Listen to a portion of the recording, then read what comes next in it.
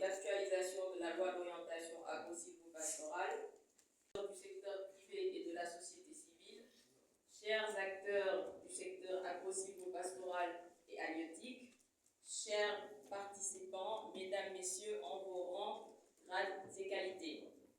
Nous sommes réunis aujourd'hui dans le cadre du processus de révision de la loi d'orientation agro-silvopastorale, 20 ans après son adoption en 2004.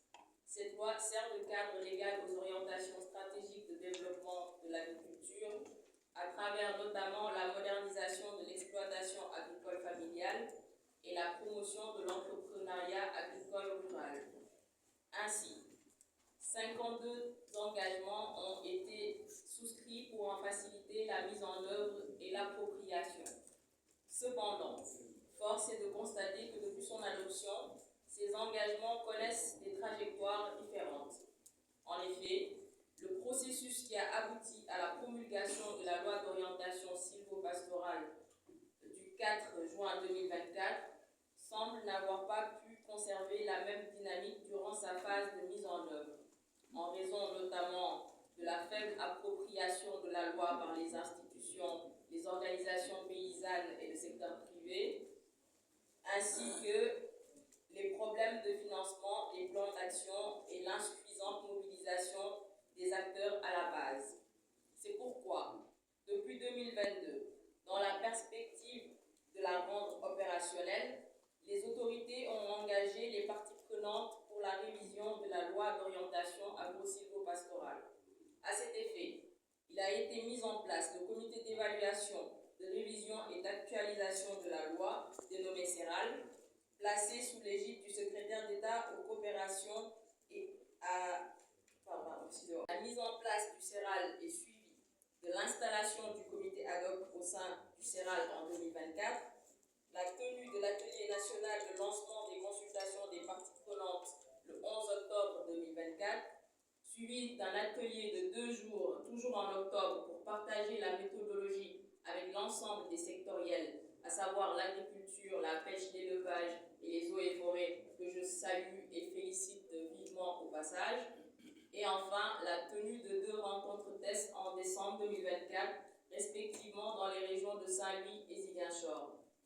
C'est dans ce processus de révision de la loi que la région de Dakar a organisé 2 jours de consultation citoyenne, les 13 et 14 de ce mois, en prélude du CRD de ce jour. Ces consultations avaient pour objectif de recueillir les avis des acteurs pour améliorer la loi d'orientation agro-silvopastorale afin qu'elle soit plus inclusive et mieux adaptée à nos réalités socio-économiques. Suite à ces consultations, cette rencontre est l'occasion de présenter et de revoir les différentes propositions qui ont été faites. Il est donc attendu une implication de tous pour des échanges fructueux et constructifs. Je vous remercie. C'est une restitution un peu de ces conclusions, parce qu'on avait fait des travaux de groupe pour que l'ensemble des acteurs, l'ensemble des préoccupations puissent être prises en compte. Donc c'est ce qu'on est en train de restituer aujourd'hui avec la présidence de Madame le gouverneur. Hier, M. le ministre a clôturé les 2 jours de consultation, donc c'est vraiment un discours très important. Donc actuellement, il faut dire que quand même, en fait, la balle est lancée.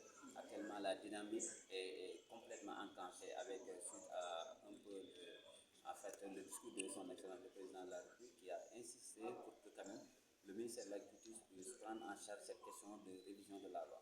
Donc depuis il y a quelques mois, en Conseil des ministres, son Excellence a insisté. Depuis ce jour, je pense que le ministre de l'Agriculture a déjà enclenché. Si vous constatez bien, Dakar est la 4e région à organiser ces consultations. Donc on est 4e. Donc aujourd'hui, il y a Thiès qui organise, il y a d'autres régions qui vont organiser la semaine prochaine, pour dire que les 14 régions vont être couvertes rapidement. Donc à partir de ça, il y aura des conclusions, un rapport qu'on va soumettre à son Excellence pour préparer le comité national. Parce que le COASP, bon, comme on l'a constaté, a été une doléance dans l'ancienne loi, mais ça n'avait pas été quand même installé et mis en œuvre.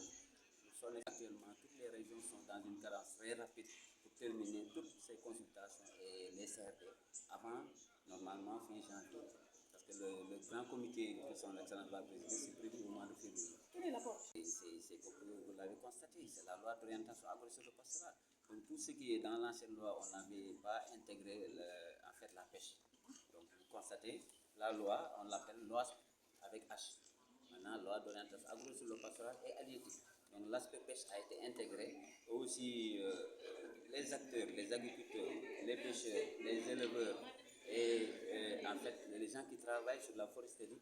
Donc c'est l'ensemble de ces acteurs qui sont concernés. C'est leur loi. Parce que du point de vue nous, au niveau de l'État, on va mettre en œuvre les décrets qui vont accompagner ces lois, la mise en œuvre, mais les véritables acteurs, quand même, c'est la base, c'est les agriculteurs, les pêcheurs. Et que qui dit région Dakar aussi,